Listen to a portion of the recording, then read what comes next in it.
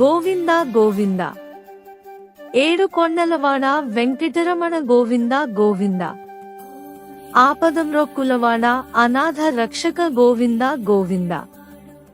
తిరుమల శ్రీ వెంకటేశ్వర స్వామివారి ఆలయం కేవలం ఒక పుణ్యక్షేత్రం కాదు. ఇది కోటి కోటుల హృదయాలలో భక్తి రూపంలో నిలిచిన దైవధామం. ఈ పర్వత పైన అడుగుపెట్టే ప్రతి భక్తుని మనసులో కలిగే భావనలు అజ్ఞాతంలో కాదు, అవి ఆధ్యాత్మిక అనుభవంతో, అపారమైన శాంతితో, గర్వంతో నిండి ఉంటాయి. కొండదారిలో ప్రయాణం చేయడం మొదలైన క్షణం నుంచే భక్తుని మనసు మారుతుంది. మార్గమంతా గోవింద గోవింద అనే నినాదాలు ప్రతిధ్వనిస్తుంటే మనసులో ఒక పవిత్రత అలలలా వెలుబుస్తుంది. పాదయాత్రలో అడుగు వేసిన ప్రతి చోట మన హృదయం మరింత భక్తికి దగ్గరవుతుంది. అలాంటి అనుభవం సాధారణంగా మన జీవితంలో ఎప్పుడూ కలుగదు. తిరుమల ఆలయంలో అడుగు పెట్టగానే భక్తుల మనసులో కలిగే తొలి భావన, ఇక్కడికి రాగలిగిన నేనెంత పుణ్యవంతుడిని అన్న స్వీయ ఆనందం. ఆ ఆనందం మాటల్లో చెప్పలేని భావన, అది ఒక ప్రకృతి దైవానుభూతి కలయిక. ఆలయ ప్రాంగణానికి చేరుకోగానే గంటమేళాలు, వేద మంత్రోచ్చారణలు, భక్తుల నినాదాలు కలిసి ఒక మాయాలోకాన్ని సృష్టిస్తాయి. భక్తుడి మనసు ఆ క్షణంలో భౌతిక ప్రపంచాన్ని మరిచి దేవుడి దగ్గరికి పరిగెత్తుతుంది. గర్భాలయంలో శ్రీ వెంకటేశ్వర స్వామివారి దర్శనం క్షణం కంటికి కనబడినా ఆ క్షణం జీవితాంతం నిలిచిపోతుంది. భక్తుని కళ్ళలో నీళ్లు, హృదయంలో సంతోషం, వాక్కుల్లో ధన్యవాదాలు, ఇవే ఆ మనసులో కలిగే అసలైన భావనలు. ఆ గర్భాలయంలో భక్తుల నోటి వెంట వచ్చే ఆ గోవింద గోవింద అని పలుకులు వింటుంటే చాలదా, ఈ జన్మకు ఇంకేం కావాలి అనిపిస్తుంది. కొంతమంది భక్తులు నిష్కల్మషమైన ఆత్మవిశ్వాసంతో ఇక నా ప్రార్థనలు వినబడతాయని అంటారు. మరికొందరు సంతోషంతో ఇక్కడి నుండే నా కొత్త జీవితం మొదలవుతుంది అనే భావన వారి మనసులలో నింపుకుంటారు. ఈ విశ్వాసమే తిరుమల యాత్రను ప్రత్యేకంగా మారుస్తుంది. మనకు నిజంగా స్వర్గం అంటే ఏమిటో తెలియదు, కానీ ఆ క్షణం, ఆ ప్రాంతం అంతా ఒక స్వర్గధామంలా అనిపిస్తుంది. ఏడు కొండలవాడ వెంకటరమణ గోవింద గోవింద. ఆపదమ్రొక్కులవాడ అనాథ రక్షక గోవింద గోవింద అనే భక్తుల నినాదాలతో ఆ ప్రాంతం అంతా ఒక దైవత్వంతో నిండిపోతుంది. తిరుమలలో అడుగుపెట్టిన ప్రతి భక్తుని హృదయం తిరుమల కొండ ఆధ్యాత్మికతకు ఆమోదించని అద్భుత శిఖరం. భారతదేశంలో భక్తి, విశ్వాసం, ప్రకృతి అందాలు సమ్మిళితమై ఉన్న స్థానాలలో తిరుమల కొండకు ఒక ప్రత్యేక స్థానం ఉంది. ఇది కేవలం కొండ మాత్రమే కాదు, ఇది కోటి కోటి హృదయాలలో బస చేసిన దైవతత్వానికి నిలయం. శేషాచల శిఖరం అనాదిగా అనంతం. తిరుమల కొండలు శేషాచల పర్వత శ్రేణిలో భాగంగా ఉన్నాయి. ఇది ఆదిశేషుడి శరీరమేనని పురాణ విశ్వాసం. మొత్తం 7 కొండలు ఉండడం వల్ల ఈ ప్రాంతాన్ని 7 కొండల స్వామి స్థలంగా కూడా పిలుస్తారు. 1 శేషాద్రి, 2 నారాయణాద్రి, 3 గరుడాద్రి, 4 అంజనాద్రి, 5 నీలాద్రి, 6 కరుణాద్రి, 7 వృషభాద్రి. ఈ 7 కొండలు ఆధ్యాత్మిక పరంపరలో ఒక్కొక్కటి ఒక్కొక్క దివ్య సంకేతం. తిరుమలలో శిలతోరణం ప్రకృతిచే కట్టిన దేవతా ద్వారం. తిరుమలలోని శిలాతోరణం ఒక అద్భుతమైన భౌగోళిక నిర్మాణం. ఇది సుమారు 25 కోట్ల సంవత్సరాల క్రితం ఏర్పడినది. ఈ రాతి తోరణం చూసిన తర్వాత ప్రకృతి సాక్షాత్తు దేవుని ఆలయానికి ద్వారం నిర్మించిందేమో అనే భావన కలుగుతుంది. ఇది ప్రపంచంలోని అరుదైన ప్రకృతి దృశ్యాలలో ఒకటి. వెంకటాద్రి శిఖరంపై శ్రీవారి ఆలయం విశ్వాసానికి శిఖరం. తిరుమల శిఖరంపై ఉన్న శ్రీ వెంకటేశ్వర స్వామి ఆలయం భూమిపై దైవం ప్రత్యక్షంగా కొలువై ఉన్నతమైన స్థలంగా భావించబడుతుంది. ప్రతిరోజు లక్షలాది మంది భక్తులు సర్వదర్శనం, పాదయాత్ర ద్వారా ఈ ఆలయాన్ని దర్శిస్తారు. పర్వత శిఖరాన్ని అధిరోహించి స్వామివారి దర్శనం పొందడంలో ఒక ఆధ్యాత్మిక తీర్థయాత్ర అనుభూతి ఉంటుంది. ప్రకృతి వైభవం, అడవుల మధ్య ఆధ్యాత్మిక పథం. తిరుమల కొండలు ఆకుపచ్చ అడవులతో నిండిన ప్రకృతి కళ్ళు పండించే దృశ్యం. పచ్చని వృక్షశోభ, శబ్దరహిత నిశ్శబ్దం, చల్లని గాలులు, జంతు జాలాలు ఇవన్నీ భక్తులను శరీరపరంగా కాదు, ఆత్మపరంగా కూడా ప్రశాంతంగా చేస్తాయి. విశ్వాసం, విజ్ఞానం కలయిక.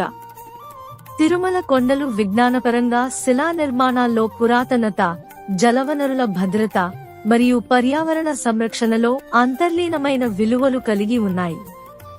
తిరుమల తిరుపతి దేవస్థానం ఆధ్వర్యంలో ఈ కొండల పరిరక్షణకు అనేక హరిత కార్యక్రమాలు అమలులో ఉన్నాయి.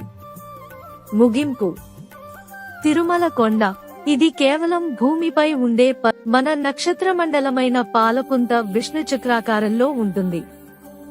ఈ చక్రాకారం యొక్క ఒక అంచులోనిదే సూర్యమండలం. మన సూర్యుని వంటి కోట్లాది నక్షత్రాలతో కూడినదే పాలపుంత. ఇందులో మధ్యన ఉన్న మకర రాశిలోని శ్రవణ నక్షత్రం నుండి విష్ణువు భూలోకానికి దిగివచ్చినట్టు పురాణాలు చెబుతున్నాయి. అందుకే స్వామివారి జన్మ నక్షత్రం శ్రవణంగా జరుపుకుంటున్నాము. 1000 సూర్యుల కాంతిలో ప్రకాశించే దివ్య త్రిదశ విమానంలో సిద్ధ, సాధ్య, కిన్నెర, కింపురుష, గరుడ, గంధర్వ, అప్సరోగణాలతో పరివేష్టించబడి స్వామివారు శ్రీదేవి భూదేవి సమేతంగా వచ్చినట్టు శ్రీవారి ఆవిర్భావ ఘట్టంలో వర్ణించబడి ఉన్నది. ఆ దివ్య విమానం యొక్క ప్రతిరూపమే నేటి ఆనంద నిలయ విమానం. ఆ దివ్య విమానం ఇప్పటికీ సామాన్య మానవుల దృష్టికి అదృశ్యంగా నారాయణగిరి సానువులలో నిక్షిప్తమై ఉన్నట్లు కూడా చెప్పబడింది. శ్రీ వెంకటేశ్వర స్వామివారి దివ్యమంగళ సాలగ్రామ శిలా స్వరూపం సుమారు 9.1-2 అడుగుల ఎత్తు ఉంటుంది. శ్రీవారికి శుక్రవారం ఉదయం జరిగే అభిషేక సేవలో దర్శించుకోవచ్చు. శ్రీనివాసుడనే నామానికి ప్రతీకగా శ్రీదేవి శ్రీవారి వక్షస్థలంలో కుడివైపు కొలువై ఉంటుంది. శిల్పశాస్త్రంలోనూ ఆగమ శాస్త్రంలోనూ మహావిష్ణువు కుడివక్షంలో శ్రీవత్సము అనే మచ్చగా అమ్మవారు ఉంటారు. ప్రలంబాయజ్ఞోపవీతం, శంఖు చక్రాలతో పాటు వక్షస్థలం మీద ఉండే శ్రీవత్సం కూడా మహావిష్ణువును గుర్తించే శిల్పశాస్త్ర సూత్రాలు నిరంతర దైవచింతనతో, స్వార్థరహిత పూజలతో, పవిత్ర గాయత్రీ జపంతో, పరమ నిగూఢమైన ఆగమ సూక్తులతో తనను తాను నారాయణుడిగా ఆవాహన చేసుకుని శ్రీవారి అర్చవతారానికి ఆరాధన చేసే యోగ్యత సంపాదించుకున్న అర్చకుడు మాత్రమే గర్భాలయ ప్రవేశానికి, శ్రీవారి దివ్యదేహాన్ని స్పర్శించగలడు.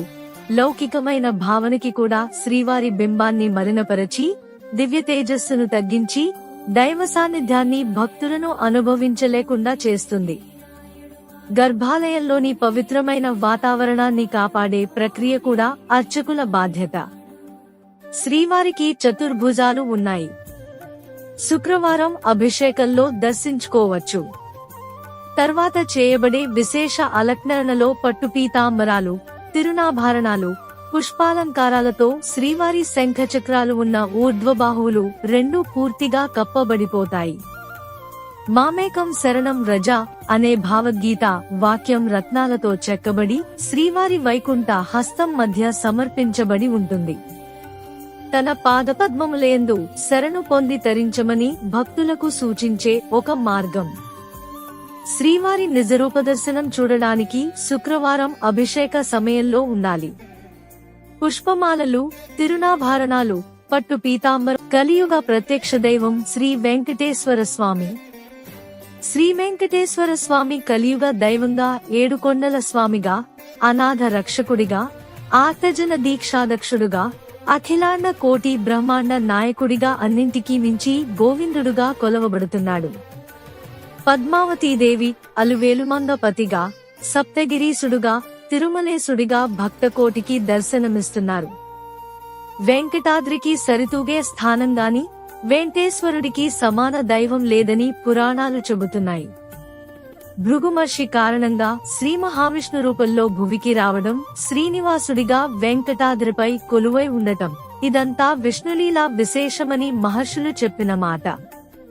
శ్రవణ నక్షత్రం నాడు మహావిష్ణువు శ్రీ వెంకటేశ్వర స్వామిగా అవతరించాడు. కావున ప్రతి శ్రవణ నక్షత్రం నాడు ఉభయ దేవేరులతో కూడియున్న మల్యప్ప స్వామివారు తిరుమల తిరువీధుల్లో బంగారు రథంపై విహరిస్తుంటారు. ఈ దేవదేవుణ్ణి చూసి భక్తులు తరిస్తారు.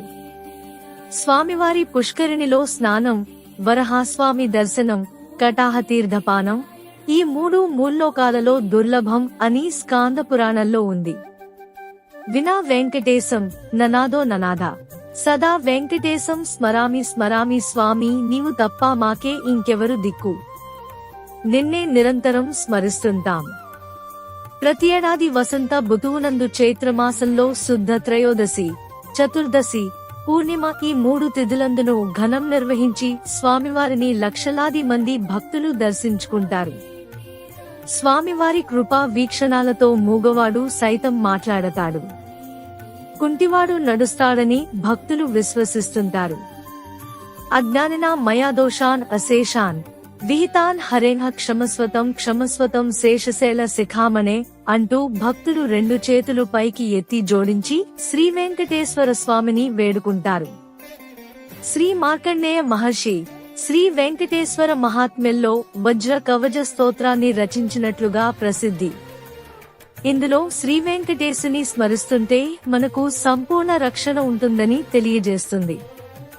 ప్రతిరోజు వేలాది భక్తులు ఏడుకొండ స్వామిని దర్శించుకుని తరిస్తుంటారు.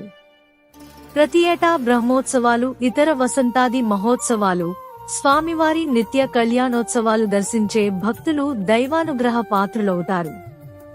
ఏడుకొండల వెంకటేశ్వర స్వామి లీలలు వర్ణనాతీతములు.